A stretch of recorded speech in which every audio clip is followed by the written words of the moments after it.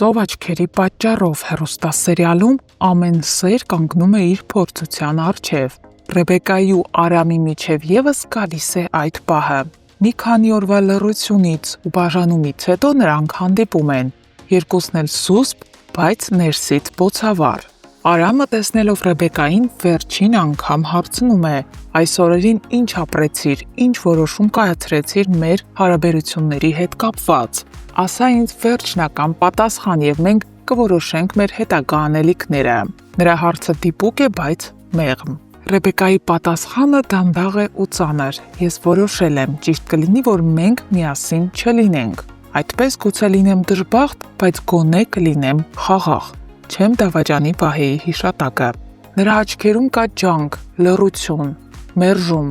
իսկ Արամը, չնայած ներքին ցավին, հարգում է այդ որոշումը, որովհետև սերը երբեմն նաև ազատ արձակելու հմտություն է։ Սառան ու Գորն էլ նստած ջերմ զրուցում են։ Սառան ասում է, որ իր սրտով չէ, որ Գորի քույրը Դիանան բացակայի իրենց հարսանիքից։ Չնայած ամեն բանին ինքը ցանկանում է, որ Դիանան ներկա լինի եւ լինի Գորի կողքին։ Գորը սկզբում չի համաձայնում, բայց Սառան վճռական է։ Ինչ գնով էլ լինի, ես հաշտեցնելու եմ ձեզ։ Գորը ժպտում է, իր մեջ հիացմունքով նայելով Սառային։ Իրականում Դիանայի ինտրիգներից ամենաշատը հենց Սառան է դուժել, բայց հիմա նա ամենայն ջանասիրությամբ ձգտում է վերականգնել եղբոր ու քրոջ կապը։ Եվ սա է պատճառը, որ Գորը իրեն երջանիկ է զգում։ Նրա կողքին է մի աղջիկ, ով ոչ միայն սիրում է, այլև վեր է կանգնում բոլոր վիրավորանքներից։ Մինչդեռ Արմանն ու Էլան օր-օրի հեռանում են իրարից։ Արմանը խուսափում է, խոսում է ավելի կարճ, հազվադեպ է պատասխանում զանգերին։ Նա փորձում է աստիճանաբար հեռանալ, մտածելով, որ այդպես բաժանումը հետագայում կդառնա քիչ ցավոտ։ Բայց Էլան ամեն ինչ հասկանում է։ Նա ինքը զգում է, որ ինչ-որ բան է փոխվել։ Էլան զանգում է Արմանին, Արմանի ձայնը խառնված է։ Էլան բացատրություն է պահանջում, թե ինչու է նա խուսափում իրենից, բայց Արմանը լռում է։ Նա հիմա չի կարող խոսել եւ ցավ պատճառել Էլային։ Արմանը պատրաստվում է բաժանվել Էլայից, սակայն դեռ չի խոսում այդ մասին։ Էլան էլ չստանալով իր հարցերի պատասխանները, օգնության է դիմում Սառային։ Նա Սառային խնդրում է իրեն ասել ճշմարտությունը, թե ինչ է կատարվում Արմանի հետ, ինչ է կատարվում իր շուրջը եւ ինչ են բոլորը իրենից թաքցնում։ Բայց Սառան եւս չի կարողանում ասել ճշմարտությունը։ Նա չի ուզում կոտրել Էլային, ով առանց այն էլ շատ ծանր հոգեվիճակում է, հաշմանդամ դառնալու պատճառով։ Եվ այսպես Էլայի ուղեղում հիմա ամեն ինչ մշուշոտ է, նա ոչինչ չի հասկանում, ունի բազմաթիվ հարցեր, որոնք դեռևս չունեն պատասխաններ։ Հարգելի հետևորդներ, ինչ եզրահանգման կգա վերջում Սարոյանը։ Միգուցե նա այնուամենայնիվ թույլատրի Արմանի ու Էլայի հարաբերությունները, թե մինչև վերջ կմնա իր կարծիքին։ Գրեք մեկնաբանություն։ Բարի օր։ Այսօր օրը սկսում ենք էլի պապիկի տնից ու երևի մինչև ուշ էստեղ ենք լինելու։ Չէ, ճիշտ հասկանանք։ Էլի շփվում ես դու։ Այո, նա պետքա տեղը հանեմ, այն օրերի որ չկայի։ Օ, ինչ գեղեցիկ ես։ Oh, thank you, thank you. Սիրում եմ քեզ։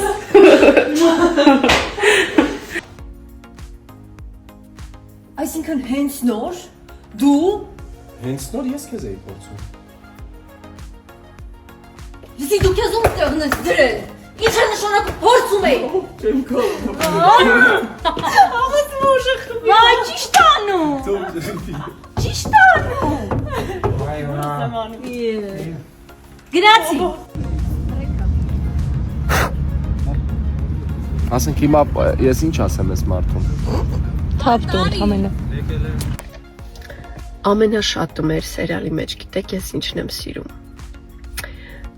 Որ օրինակ, եթե ես նկարահանման պետքա լինեմ ժամը 10-ին, ես տանից դուրս եմ գալիս 9:55 ու չեմ ուշանում։ Որովհետև նկարահանման բոլոր հրապարակները, գրեթե բոլոր, բացի Վահեի տան location-ից, բոլորը գտնվում են մեր տանը շատ մոտ։ Ու 5 րոպեում ես կարող եմ հասնել յուրաքանչյուր location։ Я выиграла эту жизнь. Շնորհակալություն այսքանը։ Давай. Ես լավ գործընկերուհի ունեմ, չեք կարող պատկերացնել։ Կարանք մի անգամ մենք էլ քո ստորի մեջ հայտնվենք։ Իհարկե, Արսեն ջան։ Բարև բոլորին։ Դուք հասկանում եք, ձեզ հենց նորով բարևեց։ Նոնաս update եղավ շատ արագ։ Տեքստը դարձավ փոխար։ Այս մեկի մեջ էլ կարանք հայտնվենք։ Այս մեկի մեջ էլ Շարժում անոն քեզ, բայց դրա սորի սպանվիլ է։ Այս հարցը շատ եք գրել, պատասխանեմ։ Ոչ, ես ապրում եմ Երևանում սեպտեմբեր ամսից սկսած, ու ինչ է ստացվել, որ փաստորեն միաժամանակ աշխատում եմ երկու քաղաքում՝ եւ Վանաձորում եւ Երևանում։ Ես, քանի որ թատրոնից դուրս չեմ եկել, աշխատանքից դուրս չեմ եկել, ամսվա մեջ մի քանի անգամ գնում եմ Վանաձոր, փորձ եմ անում, հաջորդ օրը խաղում ու գումարած դրան իմ հարազատներն են այնտեղ ապրում, այդ պատճառով չեմ կարող կապս կորցնել քաղաքի հետ։ Առաջին ամիսներին ավելի շատ էի գնում, ամսվա մեջ 8-9 անգամ գնում էի, ինչքան ազատ օր էր լինում, բայց հիմա մի քիչ խղճալով ինձ սահմանափակել եմ օրերի քանակը գնալու։ Մի խոսքով այդպես։ Եթե նայեք այս անկողնուն, կհասկանաք, որ չեն ավարտվել, որովհետև ես հիմա Սարայի սենյակում նստած եմ։ Ես շատ ուրախ եմ, որ այստեղ նկարահանվում եմ, բայց մի փոքր ուղղում անեմ։ Մեզ մոտ կարծում եմ չկա գլխավոր կամ երկրորդական կերպար, որովհետև զուգահեռ ներկայացվում է 3 քույրիկների ճակատագրերը։ 3-ն էլ ընթանում են հավասար։ Դրա համար այստեղ դուր գալ, չգալ արտահայտությունը կարծում եմ ավելորդ է։ Ու հետո դերի չափը կապ չունի, նորմալ չի, որ դերասանը ուրախանա միայն այն փաստից, որ ինքը գլխավոր է, որովհետև օրինակ կարող ես գնալ թատրոն ներկայացում նայել, բայց քեզ մոտ տպավորվի այն մի մարդը, ով մի նախադասություն էր ասել, ու ուղղակի այնքան հետաքրքիր էր եղել, որ միայն իրեն ես հիշում, օրինակ։ Դրա համար եկեք չնայենք առաջնային կամ երկրորդականին։ Փոփոխությունն անձնականում նկատի ունեք։ Եթե այո, ապա այսպես պատասխանեմ։ Ես կնկարահանվեմ այն ժամանակ, երբ կերպարն ու նախագիծն ինձ դուր գա, բայց եթե տվյալ մարդը իմ առաջ պիտի արգելքներ դնի, ավելի ճիշտ ասի, որ ես չեմ կարող ընդհանրապես նկարահանվել, ես էլ նրան կասեմ հաջողություն։ Ինչ որ վերապահումներ կարող է լինեն, միգուցե ես չեմ կարող ապագայի հետ կապված հստակ բաներ ասել, բայց որ դու քո սիրած աշխատանքով չզբաղվես միայն նրա համար, որ քո կողքի մարդը չի ուզում, կներեք, դա նորմալ չէ, դա աբսուրդ